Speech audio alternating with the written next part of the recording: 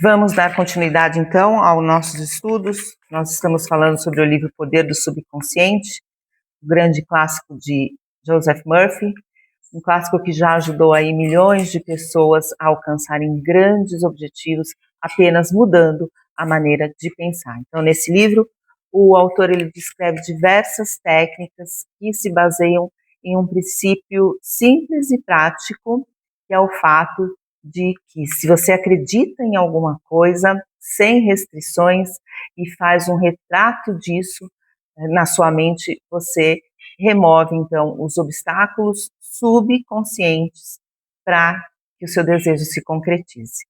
Para quem não me conhece, eu sou Carla Zinesi, sou instrutora de yoga e de meditação, sou acupunturista, faz mais de 15 anos que eu trabalho na área, trabalho com diversas terapias alternativas e eu estudo a hipnoterapia e a consciência humana com o intuito, então, de auxiliar cada vez mais os meus pacientes e os meus alunos. Vamos lá, então? Nós chegamos, então, no capítulo 6. O capítulo 6 que fala sobre técnicas práticas de curas mentais. Capítulo 6, vamos lá falar um pouquinho sobre ele. Então, o autor ele já coloca aí uma questão para nós, para pensarmos, né? O que você faria se você descobrisse que a sua mente é a chave para curar, transformar e recriar a sua própria vida, né? Então, desde os tempos mais antigos até os dias atuais, grandes transformações sempre começaram dentro da mente. Então, a cura mental, ela não acontece por acaso. Ela segue leis, segue princípios, segue técnicas que podem ser aprendidas e aplicadas conscientemente no nosso dia a dia. Isso é um trabalho mental que nós temos que fazer, tá? Nesse livro, nesse conteúdo aqui, o autor ele explora como o subconsciente, como que o subconsciente ele responde às imagens mentais, né? Como que esse subconsciente responde às emoções e às palavras que a gente repete, mesmo que seja em silêncio.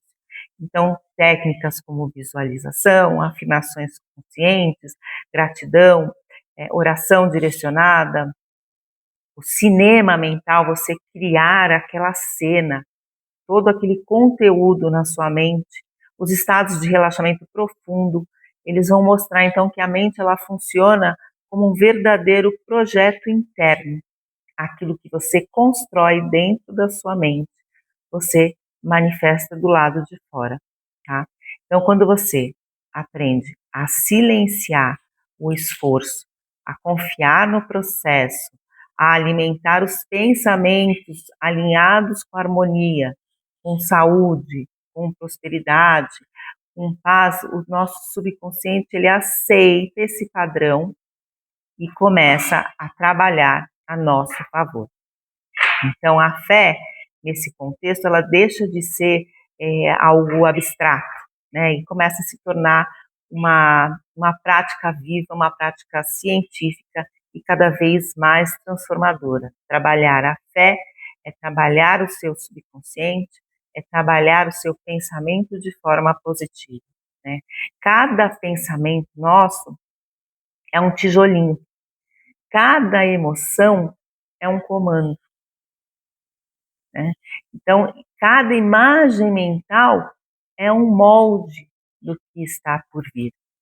E aí, o que a gente pode começar a fazer, né? Existem técnicas como, por exemplo, você desenhar, colocar lá um mapa no seu quarto, num local bem visível, você colar fotos, você escrever, né? Então, ter com riqueza de detalhes tudo aquilo que você deseja, que você sonha, que você espera que aconteça com você. Riqueza de detalhes, assim, são os mínimos detalhes, né?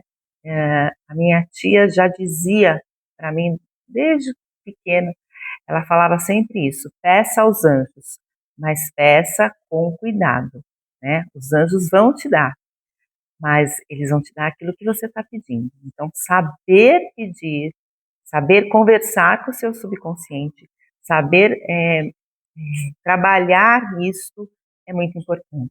Por exemplo, eu quero ser rica. Não, pensa, seja mais detalhista. Eu quero uma casa com 2 quartos, 3 quartos, uma suíte, detalhes. Eu quero um carro 4 portas, automático, detalhes, né, da cor vermelha, com, não sei, marca tal, não importa. A gente tem que detalhar. Quanto mais detalhes você leva para o seu subconsciente, mais aquilo cria uma imagem daquilo que a gente tem o poder de alcançar, né?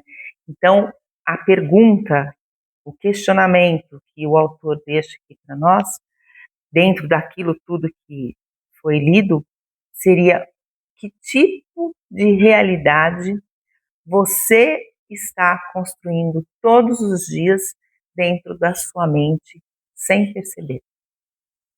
Já parou para pensar nisso? Então, tome cuidado com aquilo que você pensa, com aquilo que você sente.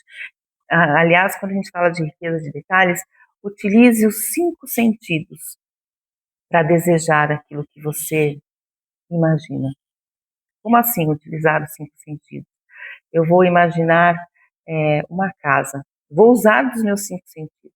A hora que eu coloco a mão nessa casa, como é que é a parede interna, a parede externa, os móveis, não importa. O paladar, qual é o sabor? Até porque a gente sabe que o olfato ele ajuda no paladar. Não é qual é o sabor, mas imagina assim, eu estou na minha cozinha, estou comendo um prato tal, naquela cozinha, daquele jeito que eu imagino. O olfato, qual é o sentido quando eu estou dentro daquela casa que eu imagino? O que é que eu respiro fundo e eu sinto exatamente o quê? A visão, lógico, o que é que eu estou vendo, né? A gente tem essa tendência a ser muito prático, é só aquilo que eu enxergo. Então utilize dos teus 5 sentidos, né? Imagine que você, né, não esteja enxergando, feche os olhos e você não está vendo. Então você traz essa imaginação à tona. Imagina como se você estivesse vendo aquilo, né? Ouve. O que é que você ouve naquele espaço que você imagina para você? Então, que tipo de realidade você está construindo todos os dias dentro da sua mente sem perceber? Comece a utilizar isso a seu favor.